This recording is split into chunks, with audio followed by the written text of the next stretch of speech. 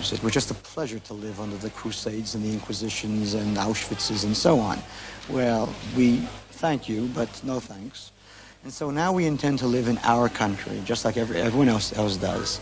I'll be overjoyed to create an organization to help the so-called Palestinians create their own state somewhere in Pakistan.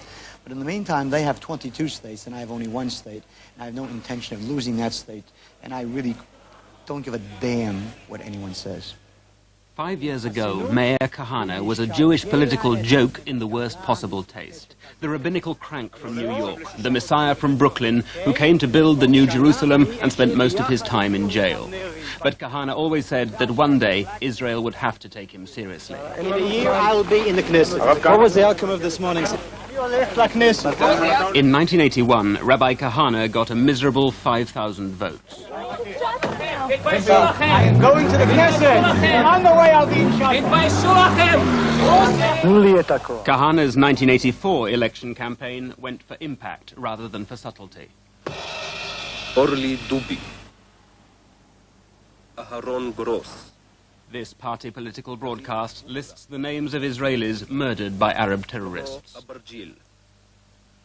Menachem Dadon.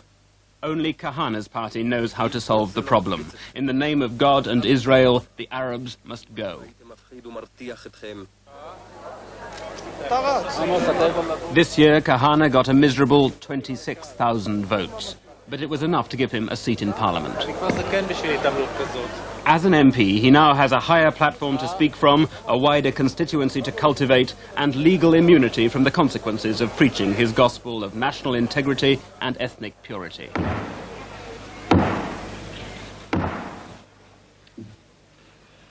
כנסת נכבדה, בהתאם לחוק יסוד הכנסת, מאיר כהנא.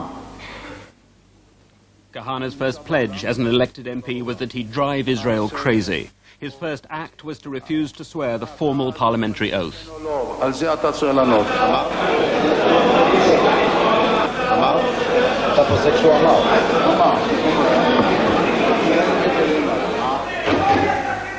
Even Kehana's best enemies allow that he's no longer a joke. A freak, maybe, born of the unnatural intercourse between democracy and intolerance. But political freaks are never safely disregarded. First time Hitler went to Parliament. We have the right to this country. Our historic roots are here, and I believe that this is ours. However, that does not mean that we have the right to banish anyone else who happens to live here. Last week, as an elected MP, Mayor Kehana and his yellow shirts went to the town of Fachem to brandish his threat in triumph. The ensuing riot was predictable. Fachem is a mainly Arab town.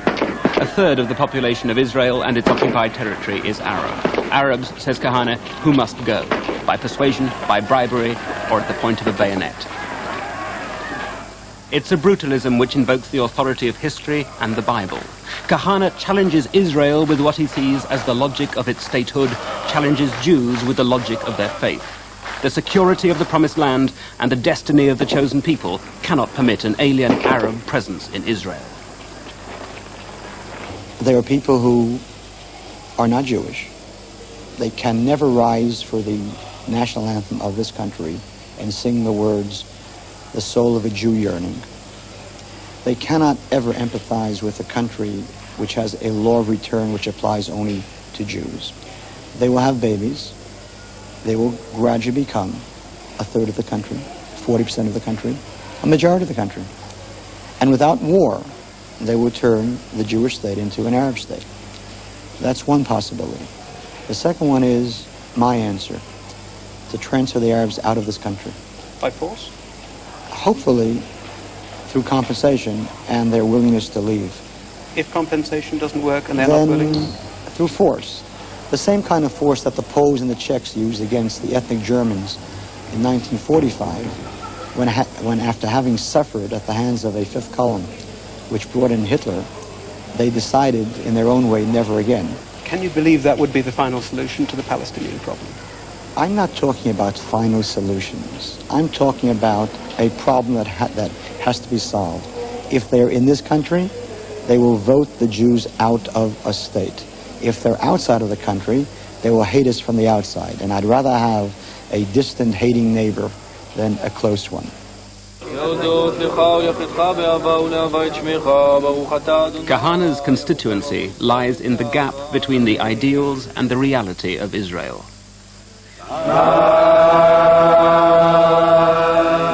Zion was never meant to be a fortress state. It was meant for farmers, for philosophers, not for soldiers. But Arab refusal to accept Israel, their unrevoked threat to strangle the fledgling state, has made a garrison of utopia. At the same time, Jews from Africa and the East, the Sephardim, have brought to Israel an ancestral antagonism towards the Arab, unsoftened by the European experience. A military coarseness sometimes fuses with a racial contempt. A former Israeli chief of staff has spoken of Arabs as cockroaches in a bottle.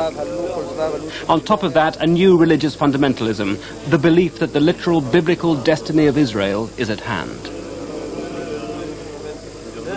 In 1967, war, a war not of their making, brought Jews what they yearned for, Jerusalem and its holy places. But for 13 centuries, to Kehana's fundamentalist supporters, angry and arrogant in the certainty of their convictions, Islam is an intolerable presence, a blasphemous usurper, a squatter faith in the holiest place of Zion.